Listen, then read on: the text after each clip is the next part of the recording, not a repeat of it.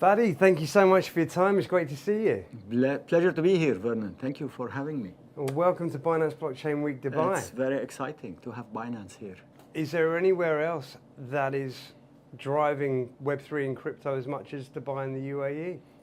Well, that's exactly what I was saying on stage early this morning, is that this is the place to be. I mean, Dubai has adopted this industry. It wants to be at the heart of this global industry, and it wants to attract the companies, the entrepreneurs, the talent to come and build their businesses out of here, because the future of the global economy is going to be around blockchains eventually. The digital economy of the future is that, and Binance is at the heart of it.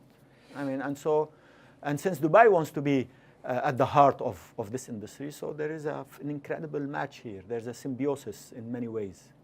It's great, and Wonder Capital has always sort of looked at the startup community and fostering that innovation. How have you seen, or how have you navigated the kind of transition from traditional businesses into Web3, and when did your journey start with Web3 and crypto? So my journey started, believe it or not, in Web 1. And then, so I was the first investor in the internet space when people did not believe that there was an internet economy, right? And like everything else, it took a while for people to adopt and believe in the blockchains. It took a while to understand what the blockchains are. And no, we went in very early. So I have to give that to my son, Faris, because he was, generations just takes, the younger generation gets to adopt and understand and run with things much faster than people like me.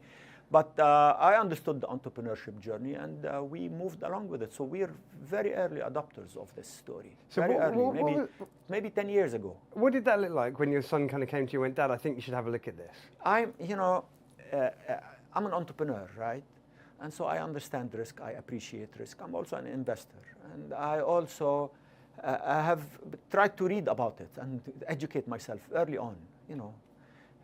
What's this blockchain, cryptocurrency stuff? And maybe it flew above my head. But when Faris came in and said, I think we need to do this and that, and so one, investing in funds, number two, Bitcoin, I said, okay, do that, because that's what I do. If I'm not going to support a new idea that comes from my son, then I'm not going to be an early stage investor. So I took the bet. He had high conviction, and I had high conviction in him. So that's how it worked.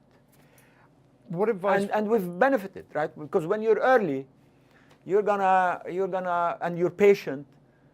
You're not worried about, people saying, "Oh, crash! Oh, boom! Oh, you ride the wave and you stay in it all the way through, and it will love you back."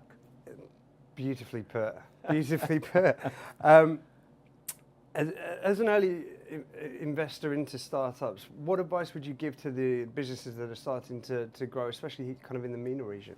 So my advice and the lessons I've learned is don't let the complications of the market stop you from building your business. If you are convinced, if you have conviction of what you're building, what you're solving for, stay the course. The ecosystem will get there.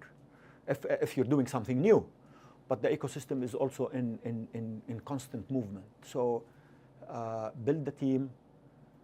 This is an open region. Find people that help you out. Find mentors. Find people that will open doors for you. Don't be shy. Knock on doors all the time. Don't take no for an answer from the first time. People will get through with this. So keep, tenacity and struggle is part of the entrepreneurship story. And so come, this city is, and this region is complicated, but once you are able to figure it out, it's rewarding. One of the backbones of crypto is community.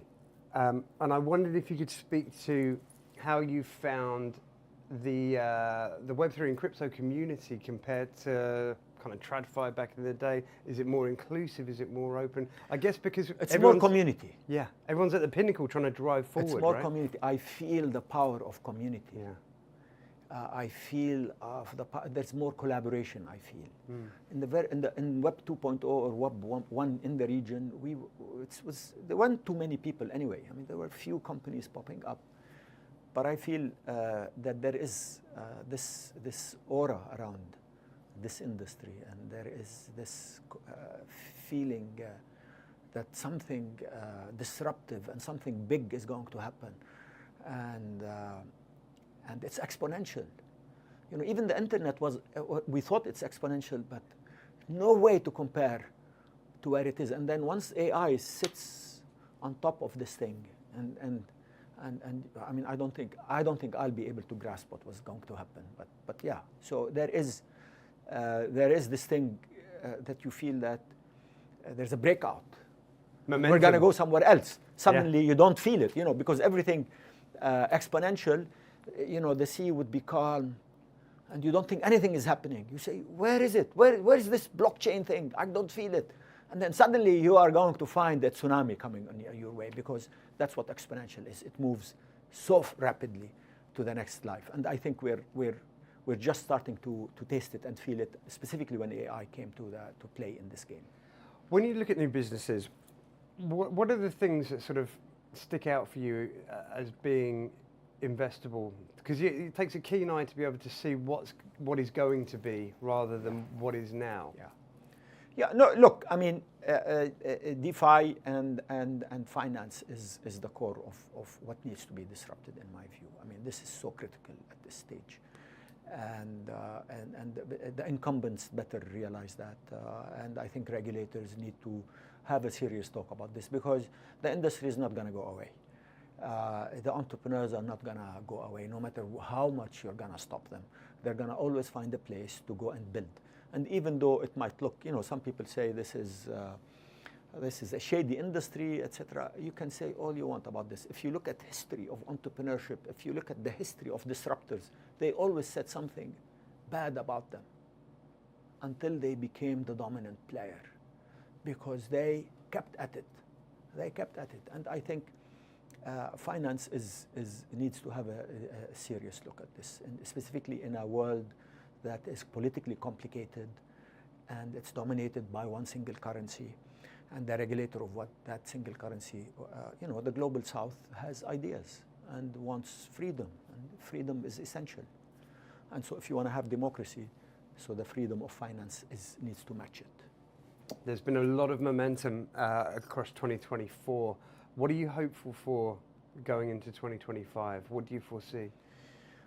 I think it's, you know, depending on several things that's going to happen in the political world, which I'm not going to delve into now. But I think regardless, really, at the end of it, regardless, I mean, the industry is getting there. It's going to be very soon. You don't want to say mainstream, but it's going to be a stream that is essential for people to be in. It's going to be one of the big players that people will pay attention to across the board, whoever they are, politicians, regulators, and definitely the entrepreneurs that are coming to build. And people feel it. Look at the vibe here. Yeah. Vibe with the Binance week. It's just incredible. Well, you know, it's a very good point. It's the biggest one yet. It's 4,000 people coming in. How important do you feel these events are in terms of... Essential. Yeah. Essential. This is community. I mean, you know, when 5,000 people come here, it's a community congregating. And imagine the learning, imagine the networking, imagine the investment, imagine the stuff that you learn. I mean, that's the beauty of community. And Binance thinks of itself as a community builder at the end of the day. Platform. And the platform is open for everybody to come and play with, play in.